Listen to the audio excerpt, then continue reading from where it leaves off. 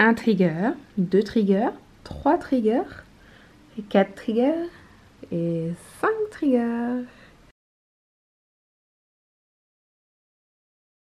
Bonjour à toutes, bonjour à tous, bienvenue sur Apprendre la photo de portrait. Je suis très heureuse de vous retrouver déjà pour la 18e vidéo de mon défi une vidéo par jour pendant 30 jours. Et comme promis, je vous retrouve aujourd'hui pour une seconde vidéo consacrée à l'utilisation des Flash Cobra. Et plus particulièrement, on va voir aujourd'hui comment déclencher un Flash Cobra à distance. C'est parti! Alors pour ne rien vous cacher, c'est un sujet qui est resté en fait un grand mystère pour moi pendant très longtemps. C'est vraiment que dernièrement, vous avez vu, j'ai investi dans un nouveau flash, j'ai investi dans des triggers, que j'ai commencé en fait à m'ouvrir à ce domaine particulier qu'on appelle le strobisme ou le strobiste ou encore le studio de rue ou encore tout ce qui concerne les flashs déportés. Et effectivement, c'est assez complexe en soi parce qu'il existe plein de façons de déclencher des flashs à distance. Alors je ne vais pas rentrer dans les détails parce que comme vous savez la technique c'est pas mon truc, je suis une nana et je sais que parmi vous il y en a qui adorent ça et qui reprennent en fait mes propos en ajoutant en fait de la technique et de la précision en commentaire. Donc comme d'habitude, si vous souhaitez plus d'informations techniques et plus précises, je vous laisse aller jeter un œil juste en dessous parce que il y a mes petits abonnés fidèles qui vont être là pour vous apporter en fait toutes ces informations un petit peu plus complexes. Donc moi je suis là encore une fois pour vous présenter mon expérience et vous présenter rapidement et simplement le concept. Déjà que vous compreniez en fait concrètement comment tout ça fonctionne. Donc si vous êtes comme moi, vous utilisez tout simplement votre flash monté sur votre boîtier. Dans quelques cas, vous faites pivoter la tête vers le plafond ou encore vers un mur pour éviter en fait l'éclairage frontal et adoucir légèrement votre lumière. Vous possédez peut-être quelques éclairages modeleurs de lumière. Pour ma part, je n'ai jamais été encore jusque là. Et donc j'ai découvert il y a quelques temps la technique qui consiste à utiliser son Flash Cobra à distance de son boîtier. Ça permet d'avoir une lumière beaucoup plus naturelle. Vous pouvez aussi utiliser plusieurs flashs Cobra ensemble pour créer en fait un véritable schéma d'éclairage. Quelque chose d'assez complexe qui va donner en fait du caractère. Un caractère pro à vos photos, un caractère personnel, un caractère original aussi. Et ça ouvre vraiment des nouvelles possibilités quasiment infinies pour vos visuels. En tout cas, moi je suis carrément conquise. Donc comme vous l'aurez compris, aujourd'hui on va voir comment déclencher un Flash Cobra à distance. Dans cette vidéo nous allons aborder 3 points. Tout d'abord les systèmes de fixation pour fixer votre flash sur un pied, les différents émetteurs, déclencheurs, triggers existants et ensuite les grands réglages au niveau des canaux et des groupes vous permettant donc de faire communiquer votre flash et votre boîtier. Mais donc pour commencer nous allons parler fixation. Donc pour ce faire, soit vous allez avoir un assistant fidèle, prêt en fait à tenir, à orienter votre flash dans toutes les situations possibles, soit vous allez devoir investir dans des supports. Donc moi ici j'ai un pied, un trépied, que j'utilise pour supporter mes torches flash de studio, mais que j'ai pu adapter en fait pour venir aussi soutenir mes flashs Cobra. Donc je ne sais pas si vous allez voir ici, mais en fait il ne s'agit pas d'une griffe porte-flash, il s'agit d'un petit rond adapté en fait à mes torches flash de studio. J'ai donc dû acheter un adaptateur, voilà, qui ressemble à ça. Donc une vis pour adapter le petit rond du pied et un support pour venir fixer mon flash. J'ai acheté ça 15 € sur Amazon. Le premier nickel, j'en ai commandé un second totalement pourri, voilà. Faites encore attention, hein. Amazon la plupart du temps c'est cool mais des fois j'ai encore quelques petits soucis quand même. Donc je vous montre comment ça se fixe. Vous dévissez, vous enfoncez, vous revissez et là ça tient. Ensuite vous prenez votre flash et vous venez tout simplement le fixer dessus. Donc vous vérifiez que le flash est dans le bon sens, hop, vous venez le glisser et surtout, hop, vous verrouillez. Concrètement pour fixer un flash c'est aussi simple que ça. Maintenant ça va se compliquer. Alors si vous pensez que votre boîtier va déclencher votre flash à distance parce qu'ils ont déjà travaillé des années ensemble et qu'ils se connaissent et qu'ils ont lié des liens d'amitié, c'est faux, ça ne va pas marcher. Pour déclencher en fait votre flash à distance, vous allez devoir mettre votre boîtier et votre flash en communication. Vous allez avoir besoin d'un déclencheur et d'un émetteur, c'est la base. Ceci dit, il existe plein de déclencheurs et d'émetteurs différents. Mais si j'essaye de vous résumer un petit peu tout ça, il y a vraiment 2 grands modes de fonctionnement. À savoir déclencheurs émetteurs qui fonctionnent sur ce qu'on appelle le système optique et les déclencheurs émetteurs qui fonctionnent sur un système radio. À savoir que le système optique est de plus en plus mis de côté au profit donc du système radio. Je vais quand même essayer de vous expliquer concrètement. Le système optique, c'est un système qui déclenche donc le flash en émettant donc un signal lumineux. Donc si on réfléchit un peu, les inconvénients de ce système, c'est que l'appareil et le flash doivent toujours en fait être à vue pour pouvoir communiquer. Et de l'autre côté, nous avons donc les systèmes qui fonctionnent en radio, c'est-à-dire non plus sur un signal lumineux, mais donc sur un signal radio. Et là, c'est beaucoup plus pratique, vu que les flashs n'ont plus besoin en fait de se voir. Il y a une portée relativement longue, et c'est vraiment ce système-là qui est développé à l'heure actuelle et vraiment utilisé par la majorité des photographes. Donc c'est de celui-là qu'on va parler aujourd'hui. Et donc pour simplifier la chose, dans ces systèmes de déclenchement radio, vous avez des systèmes de déclenchement simples et des systèmes de déclenchement plus complexes. Voici un émetteur et un déclencheur simple. Il s'agit donc des RF603N2 de Yongnuo, et en fait ce sont des déclencheurs émetteurs qui permettent de déclencher un flash à distance, mais qui ne gèrent pas les options un petit peu plus complexes telles que ce qu'on appelle la HSS, c'est-à-dire la synchronisation haute vitesse, dont on parlera un petit peu plus tard. Dans cette même catégorie de déclencheurs, dans une autre marque, vous retrouvez aussi les Cactus V5. Je sais que parmi vous, vous êtes très nombreux à utiliser les RF603 ou les Cactus V5, donc n'hésitez pas à nous mettre en commentaire ce que vous en pensez et nous dire comment concrètement vous les utilisez. En ce qui me concerne, donc moi je possède et j'utilise un système de déclenchement radio complexe. Donc il s'agit des YN622N-2.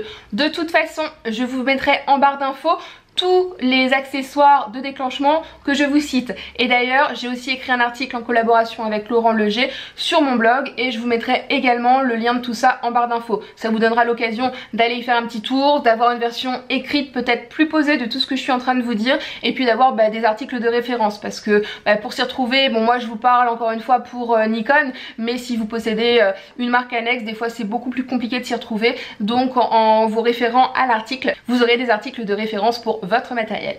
Donc si on revient à nos triggers complexes, ici vous avez un émetteur, ici vous avez un déclencheur. L'émetteur est à fixer sur votre boîtier, le déclencheur est à fixer sur votre flash. Vous prenez votre boîtier et vous faites glisser l'émetteur à l'intérieur, et ensuite vous n'oubliez pas de visser la petite vis.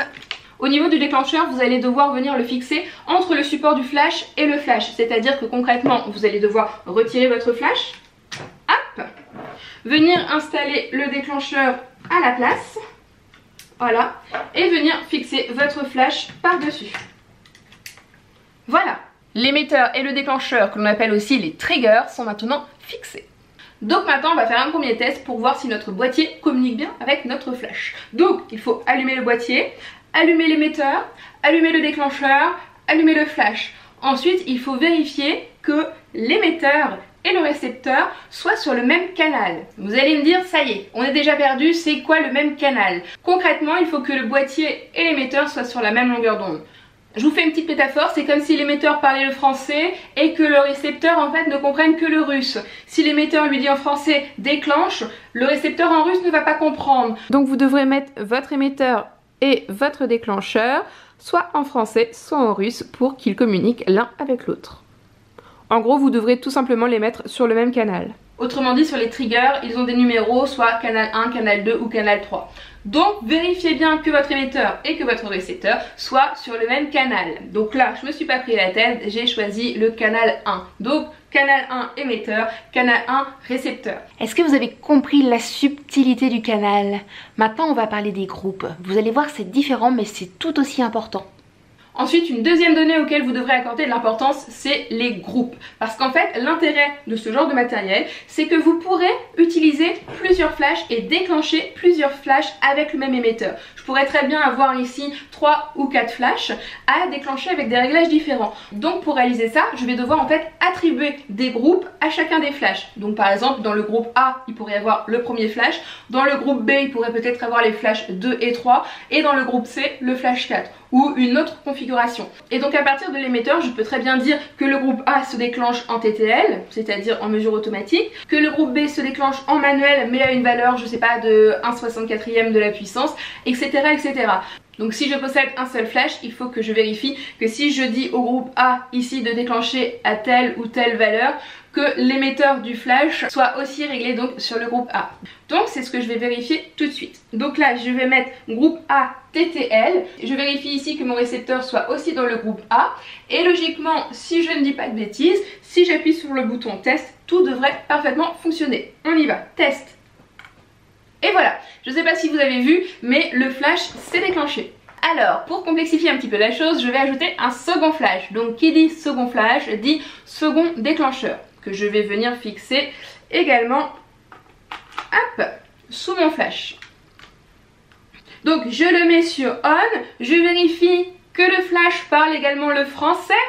Grosso modo, vous vérifiez que tout votre matériel soit réglé sur le même canal. Donc canal 1, il est bien sur le canal 1. Et là, je souhaite en fait que mon flash soit moins puissant que le flash principal. C'est une hypothèse, après vous en faites ce que vous voulez. Et donc pour le coup, je vais mettre ce flash là dans le groupe B. Donc là je récupère mon émetteur, je sélectionne le groupe B et par exemple je mets le groupe B non plus en TTL mais en manuel. Et donc je viens mettre une puissance de 1/64e de la puissance pour que le flash vienne juste apporter une petite touche de lumière quelque part ou vienne déboucher une partie du corps de votre modèle. Voilà, tout ce que vous voulez. Et donc évidemment, si j'ai sélectionné le groupe B ici, je vais paramétrer sur mon déclencheur le groupe B également. Donc je sélectionne groupe A, groupe B. En résumé, donc si je résume, nous avons un émetteur, 2 déclencheurs et 2 flashs. Tous ces éléments sont sur le même canal, à savoir le canal 1. Si je devais rajouter un 3e flash, un 4e flash, un 5e flash, on serait toujours sur le canal 1. Et donc vous allez me dire à quoi ça sert d'avoir plusieurs canaux si en fait on n'utilise qu'un seul canal. Imaginez vous êtes, comme ça m'arrive souvent, dans une sortie photo. Imaginez que d'autres photographes possèdent également les mêmes triggers de chez Yongnuo. Si vous êtes tous sur le canal 1, vous allez déclencher les flashs de tout le monde. Voilà, donc concrètement si vous êtes dans une même pièce avec 2 autres photographes qui possèdent le même matériel que vous pourrez en fait travailler tranquillement dans des bonnes conditions sans avoir peur de déclencher ou d'être déclenché par le photographe d'à côté. Concrètement ça sert à ça. Et vous avez aussi les groupes, donc sur l'émetteur vous en avez 3 qui vous permettent en fait de gérer indépendamment les réglages des flashs les uns des autres, du moins par groupe. Donc le premier flash nous l'avons mis dans le groupe A, le second flash nous l'avons mis dans le groupe B. Le premier flash, nous lui avons dit d'être déclenché en TTL. Le second flash, nous lui avons dit d'être déclenché en manuel avec une puissance de 1/64e. Donc maintenant, on va refaire un test. On allume tout, on allume l'émetteur, les déclencheurs, les 2 flashs. Tout a l'air d'être ok. Et donc là, on va faire un test. Je ne sais pas si vous avez bien vu, mais les 2 flashs se sont déclenchés. Concrètement sur le principe c'est aussi simple que ça. Après voilà, pour ne rien vous cacher, ça reste quand même des éléments techniques. Parfois on oublie de faire on, des fois les piles ne marchent pas, des fois on n'est pas sur le bon canal, des fois on a oublié un mode. Et les premières fois, j'avoue, j'ai un petit peu galéré le temps de me mettre en route. C'est compliqué tout ça! Concrètement ça s'apprend vite, regardez là en live j'ai réussi du premier coup sans aucun souci parce que j'ai été méthodique et j'ai bien réfléchi à telle chose ou à telle chose. Voilà donc ce qui est pour le fonctionnement des déclencheurs en signal radio. Bon, je vous propose qu'on en reste là pour aujourd'hui. Cette vidéo a déjà été, je pense, assez longue, voire même assez technique pour certains d'entre vous. Est-ce que j'ai répondu à votre question? Est-ce que j'ai été claire? N'hésitez pas donc à me dire tout ça en commentaire. J'ai essayé vraiment de faire simple parce que bien évidemment, tout ça c'est complexe et il y aurait tellement de choses à dire et de rentrer dans les valeurs techniques, etc. Mais je sais qu'il y en a qui vont le faire en commentaire, donc je vous laisse le faire avec plaisir. Moi j'essaye de vous expliquer ça simplement pour les débutants, pour les gens comme moi qui souhaitent débuter dans cette technique du strobisme de façon simple, voilà, et puis un petit peu plus concrète. Donc ce que je vous propose c'est de vous faire une vidéo un petit peu plus tard sur peut-être les modeleurs de lumière et puis surtout sur concrètement comment utiliser ça en extérieur avec quelques propositions de schéma d'éclairage. Mais ça sera je pense après le défi. Bon et bien j'espère que cette vidéo vous aura plu. Si c'est le cas n'oubliez pas le pouce. Et donc je vous donne rendez-vous demain sur la chaîne Apprendre la photo de portrait à 18 h pour une nouvelle vidéo. Allez, ciao! Pour aller plus loin, je vous donne rendez-vous sur mon blog apprendre-la-photo-de-portrait.fr où vous pourrez télécharger un catalogue de plus de 150 poses pour vous aider lors de vos shootings et ne plus jamais tomber en panne d'inspiration. Je vous invite également, si ce n'est déjà fait, à vous abonner à la chaîne YouTube Apprendre la photo de portrait pour ne plus rater aucune vidéo et suivre toute mon actualité. Je vous remercie pour votre soutien, pour votre fidélité et je vous dis bien évidemment à très vite.